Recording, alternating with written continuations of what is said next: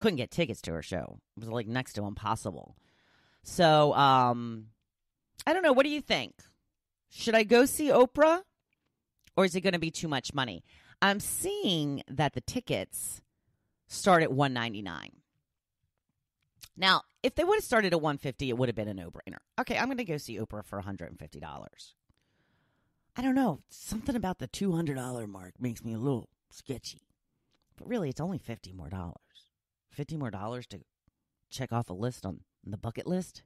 Check off an item on the bucket list? I don't know. You tell me. What do you think? Should I go see Oprah?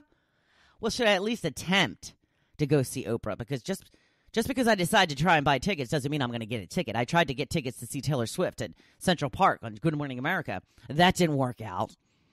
I don't know. You tell me. Should I go see Oprah? Should I try to go see Oprah? You let me know. Babe, what do you think?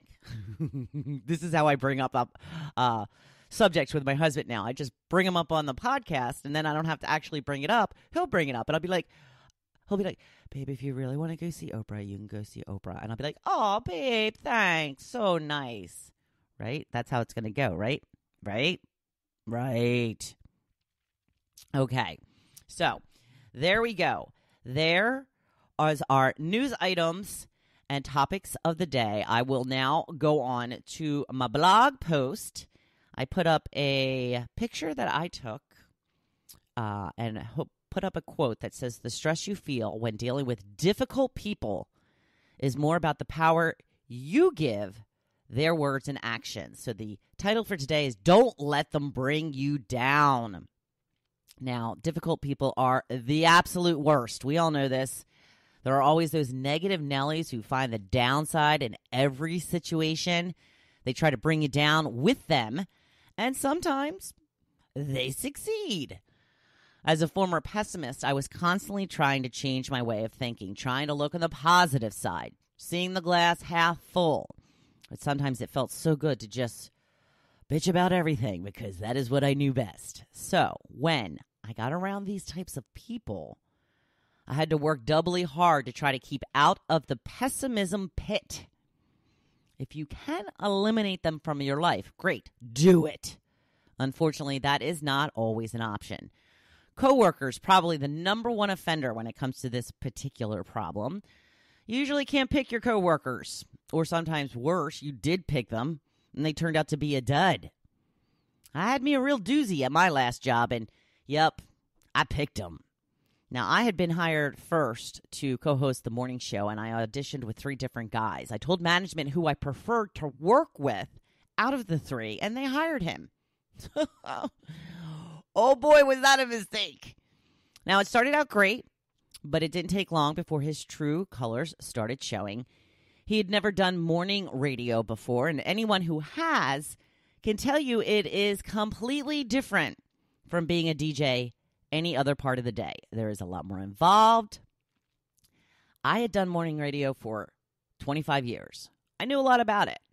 I knew things that worked, things that didn't work. I knew how to open up and be my true self so people would get to know me.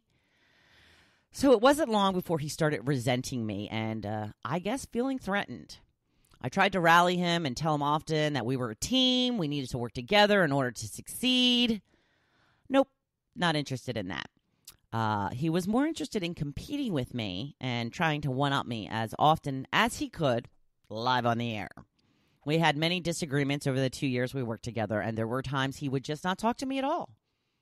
Got to the point that we didn't talk unless we absolutely had to when the microphone was off. Sound horrible? It was. This was such a difficult situation because I had to talk to him on the air and pretend to like him. We had to agree on our show preparations for the next day and what we would discuss. But I was still devastated when I lost my job. You guys all know this. I was focusing on the aspects of the job that I loved. It's not that he didn't affect me every day, because he did. But it got to the point that I just had to treat him like the child he was and realize that this is the way it was going to be. So I plowed on and tried not to let him make me miserable. I didn't always succeed, but I was very happy to get out of that studio every day at the end of the show for sure. So if you have to deal with a difficult coworker, I hope you can try to find something that may be good about them, something that can be positive in the midst of your dealing with said person. As much as I could not stand my partner, he did work all the controls. He was good at working all the controls. I didn't have to worry about the technical aspect of really anything. So maybe you can find something and just focus your time on that. Or if not, focus on the time you don't have to spend with them. Be grateful for that time. The thing to keep in mind, though, is that there is so much more to your job than one or two people. Go in with the attitude that they can be as difficult and negative as they want, and you just won't buy into it. If you have tried to point out the bright side in the past and it hasn't helped, then don't bother anymore. Negative people generally like being negative. They don't want to look on the bright side. So keep up your attitude of gratitude and let the Debbie Downer be the Debbie Downer. Hopefully you aren't in this position and that it won't affect your work at the very least. Now, if you are in a position where they could affect your work, sometimes a discussion with a higher up in management may be in order. Be careful with that, though, too, because that's how I got myself in trouble, too. But, yeah, just do